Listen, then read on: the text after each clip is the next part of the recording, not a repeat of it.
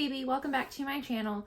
Today I wanted to go through, in no particular order, all of the spooky Halloween related reads that I'm hoping to get to this October. To start, I'll talk about The Once and Future Witches by Alex E. Harrow.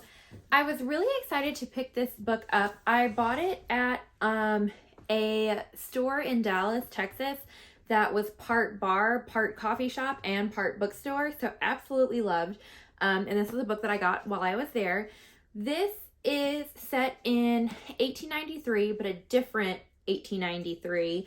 In this timeline, witchcraft was completely eradicated. And the book is supposed to follow three sisters who are rediscovering witchcraft in New Salem. So I'm not entirely sure what to expect out of this book, but it sounds really interesting, and I'm excited to pick this one up. Next on my list is Mexican Gothic by Silvia Moreno Garcia.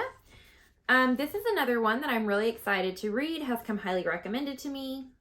And this is supposed to be basically a reimagining of a Gothic horror novel, but it's set in 1950s Mexico. As I understand, it's in an isolated mansion, and it follows our main character, Noemi, as she is unraveling secrets in this mansion. So I'm excited to see what this one holds. Then, of course, I'm a huge Hocus Pocus fan, so I had to pick up this book version of Hocus Pocus, including the sequel, which I am also very excited to get to watch this fall. I'm realizing a lot of these have little stickers that I need to peel off on their covers. But I don't think that this one needs any introduction. If you haven't seen Hocus Pocus, highly recommend. Really excited to get more into that story.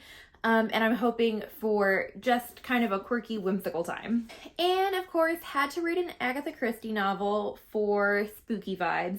This is the classic, And Then There Were None, along the vibes of a book that I recently reviewed, One by One by Ruth Ware. This follows a group of 10 strangers on a secluded island who, one by one, begin to die off. So I'm excited to see where this one leads me. I also have a nonfiction book on this list. This is Serial Killers by Brian Ennis.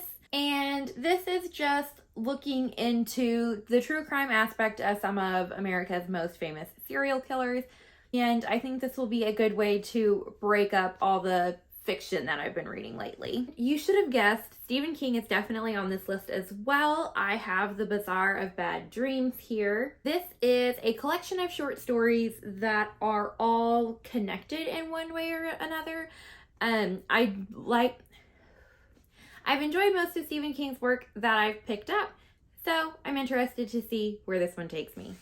Last year, I made the mistake of buying many of R.L. Stine's Fear Street books, and while I was able to finish quite a few of them, I didn't finish the entire series that I bought, which I think was almost the entire series. So I still have, this is a combination book, so it's one book, but there's two of the books in here. The first one is The Dead Boyfriend, and then the next one is Give Me a Kill. I don't think this will be very good because I didn't really enjoy all the other Fear Street books that I read last year, but I think it will help to, like my nonfiction book, I think it'll just help break up the other things that I've been reading. Hopefully just be a quick little read, just kind of spooky for Halloween. Almost to the end here. This is one of the books that I'm most anticipating getting to read. This is The Nature of Witches by Rachel Griffin. This book is about a young witch, Clara. In this world that this book is set in, witches control the climate, more or less. And Clara has the ability to control all of the seasons. And so this, to my knowledge, follows her throughout a year, every season bringing with it new challenges. And in the end, she has to decide between the witch that she's falling in love with and controlling her power for the better of the world.